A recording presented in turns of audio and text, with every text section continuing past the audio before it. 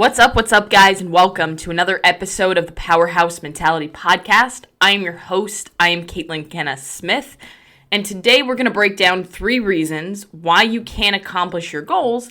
And of course, as always, we teach you how to apply that here. We don't just throw information at you, and by we, I mean me. I don't know why I talk like that, but I'm going to teach you how to fix them too.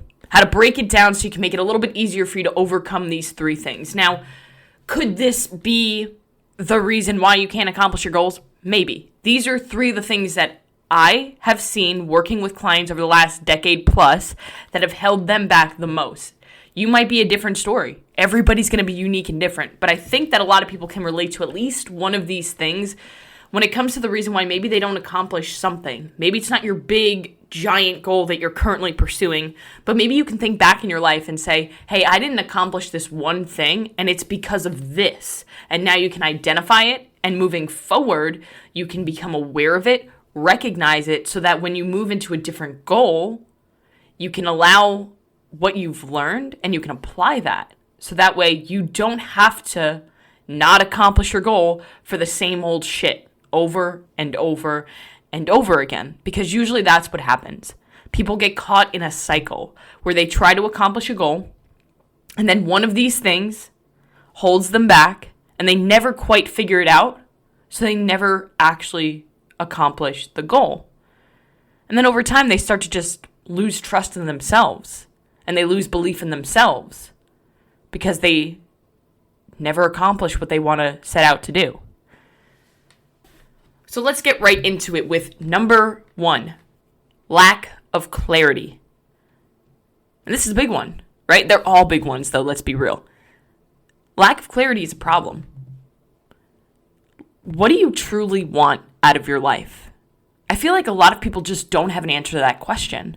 And the reality of the situation is you might never know what you truly want. It might be a little bit blurry, but you need to have at least a clear purpose, at least a clear vision or a mission that you're on. Maybe the end goal or the outcome or the thing that you're continuing to pursue, maybe that changes or fluctuates a little bit.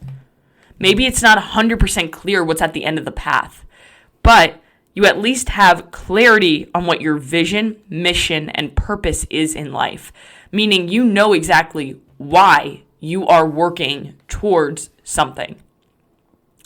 Because without the clarity, especially of the clarity of the why, then the what and the how can never exist. So understand that, yes, it's important to know what you're actually working towards. Because, for example, if I want to lose 20 pounds, then I know, okay, if I want to get here, then I need to map out the directions that it's going to take to get me there, right? If I'm at point A and I want to get to point B, but I have no idea where point B is, how the hell am I going to even begin to map out instructions or directions to get there? So it's important to know the gist or the broad of where you're trying to go, and understanding that that might change along the journey, because the journey is where you learn the most. We spoke about this on another episode of the podcast where I was talking about how you have to fall in love with the journey instead of being so obsessed with the process that you become distracted, becoming so obsessed with the outcome that you become distracted from the process. And when you become distracted from the process, it's going to take you a lot longer to get to that outcome, and you might not ever get there because you're not focusing on what truly matters, which is the journey and the process. You can't get to point B without the journey. You can't just cut the journey out. It doesn't work that way. The journey is where you learn how to maintain your goals. So if you don't have any clear vision, mission, or purpose as to why you're doing what you're doing, then it's going to be really difficult to stick with it. Because when things get difficult, you're going to quit. And if you quit, you're never going to accomplish anything. Because quitting is a habit. And if you quit here, you're probably going to quit there. It's kind of like how you do one thing is how you do everything.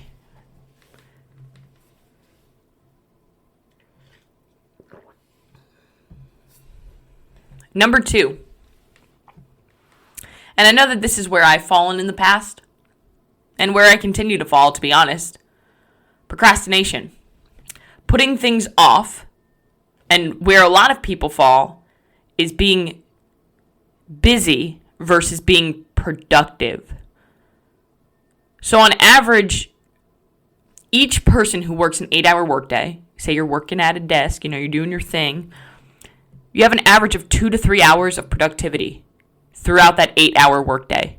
Because the world is so full of distractions, the majority of people say that they're busy, but when somebody tells me that they're busy, in my head it tells me they're just not managing their time well.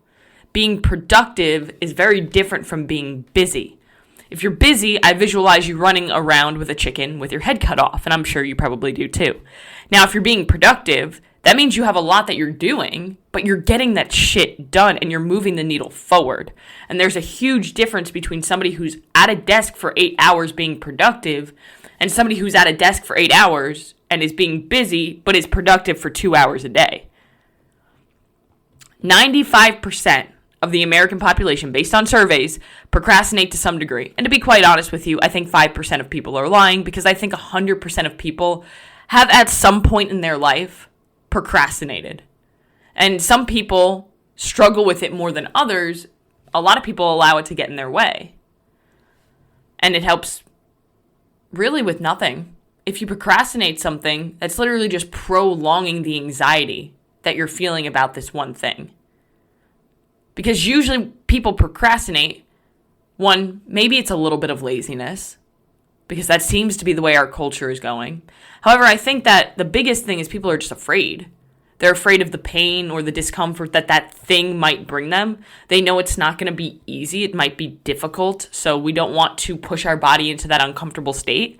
So we put that off to put off the discomfort. But really all you're doing is creating more anxiety because you're continuing to put it off. Because you know damn well you need to do that thing that you said that you were going to do or that you need to do for work. But you continue to procrastinate it. So it's kind of sitting in the back of your head and causing all of this stress and this anxiety. Procrastination helps with damaging your reputation, with damaging your performance, with causing unnecessary anxiety. And it's different from laziness, because procrastination is you making an active decision to put something off, where laziness is more of just the unwillingness to act. So you're ignoring the unpleasant now, which is usually the important, right? Let's be honest, in favor of something easier or more enjoyable. It's just human nature. We want to be comfortable. So if I can put something off to create more comfort and put off the discomfort, then I'm going to do that. So you need to fight that natural urge to procrastinate, because if you continue to procrastinate, it's going to cause you more anxiety. You're not going to be productive. Your performance is going to lack. Your reputation is going to be shit, because you're going to be known as the person who's always late or the person who never gets their projects in on time at work, and that doesn't look good. Procrastination also has been shown to lead to depression. And right now, people all over our country are struggling with depression. And a lot of it, and I've spoken about this in another episode, is caused by ourselves. We cause the depression based on our actions or lack of action. So let's talk about how we can overcome that procrastination, because it's like, okay, I know I'm procrastinating. Most people are fucking aware of it, but they don't know how to overcome it. So a couple things you can do. One, start small. So take the large things that you have to do, or the large goals that you have, and break them up into smaller chunks. Because when you're going up step by step by step at a time instead of jumping over stairwells, it becomes a lot less overwhelming and you're more likely to take action on it. Because if something looks a little bit less scary to me, I'm more likely to do it. So if you have to, start small. Number 2, make a plan. Prioritize and execute. If you have a long list of shit that you need to get done, prioritize what needs to get done first, what's most important. Prioritize and execute and move to the next thing. If you are thinking about one thing and you're thinking about another thing and you're going and you're bouncing around from thing to thing to thing, that's not productive. Get the shit done that has the highest priority execute it, tackle what's most important, and this goes right into the third thing, finish things. Fucking finish things. Like, check shit off. Complete it. The amount of people who don't finish things, they start this, they start that, they start this certification, they start this module, they start this podcast, but they move to another. Just fucking finish something. Because there's a lot of satisfaction that comes with completing a task that will build the confidence and belief in yourself to not fucking procrastinate. And then the fourth thing is deal with the distractions. Change the environment that you're in to make it more favorable for you to be more productive. So most people are productive when they are not sitting in front of the TV. So maybe you could move to an office, play some nice classical music. I've been using Brain FM. It's fucking phenomenal. Brain FM's focus track when I'm working is like, it gets me dialed the fuck in. And I think when you download the Brain FM app, you get like 30 days for free so you could try it out and see if it actually works. It really fucking works. So put yourself in an environment where you're going to be less distracted or where there is as little opportunity to be distracted as possible.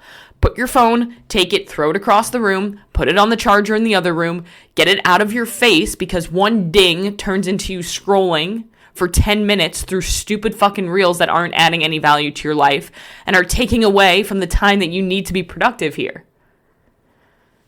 So the biggest thing when it comes to procrastination and overcoming it is 1, being aware of it, 2, asking yourself, well, why am I procrastinating? And then 3, incorporating some of these techniques that I spoke about or getting somebody to hold you accountable, celebrating your wins and then moving on with that, not like staying so stuck in your wins that like you forget that you have to continue to put in work. So make sure that you find what works best for you and experiment with it. It might not be fixed automatically. You can't snap your fingers and fix a problem. That's just not how life works. But understand that if you continue to stay the same and you never pursue change, then you can't expect anything to change. So if right now you're somebody who listens to a podcast like this while you're trying to work, maybe it's not the most productive thing for your work, depending on what you're doing. Maybe it is. Maybe I'm helping you right now, but maybe I'm hurting you. So you have to be able to make that decision and be aware. And the final thing, the third reason why you can't accomplish your goals, and I think probably the biggest one, because procrastination kind of leans onto this one, is the fear of failure. People fear failure so much that it prevents them or paralyzes them from ever taking action. There are so many people who are older in life that I've spoken to who maybe aren't where they thought that they would be in life. Maybe they're not as successful as they thought they would, or how they define success. Maybe they're not happy. Maybe they're working in a job that they're miserable in. And time after time after time, the most common thing that I hear from those people is, I wish I would have done this. I wish I would have taken the chance here. But they didn't, because they were fucking afraid to fail. What if I fail? What if? What if? Well, what if you don't fail? What if you don't fail? What if you actually accomplish the goal? What if you get everything that you dreamed of? But you'll never know because you're too fucking afraid to take action. Here's the thing. You can't fear failure because you can't control it. You can't fear failure because it's going to happen no matter what you fucking do. Failure is just part of life.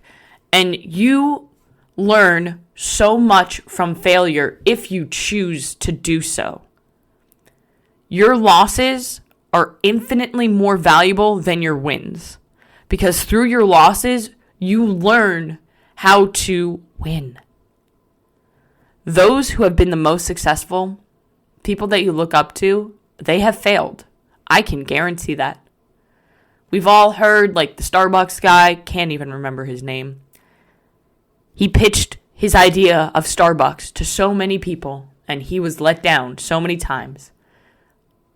But eventually he made it work, and look at him now. Same thing with Walt Disney. All of those people that you look up to, that you want to build something as great as they did, even just a great life. Like, build a life where you can support your family, where you're comfortable. That's going to require you to get outside of your comfort zone and do shit when you're scared. Take messy action. Do it scared. In life, you're going to have to do things that you don't want to do in order to produce a certain result. And if you never get out of your comfort zone because you're afraid of failure, you're always going to remain the same, and you're always going to wonder, what if? And that's no way to live life. So this was a nice, short, simple, straight to the point podcast episode. And I wanted to get this out to you guys because, again, I find that so many people struggle with these three things: lack of clarity, procrastination, fear of failure, and all of them holding you back from becoming the person that you want to be. But the cool part is that the lack of clarity, the procrastination, the fear of failure are all things that you can overcome because you can control. All right, remember, you can't control everything, and not everything is your fault. However, you can control how you respond to everything, and it is your responsibility to heal and grow from everything that you've been through in your life. So, go out and do one thing that's going to take you one step closer to where you want to be.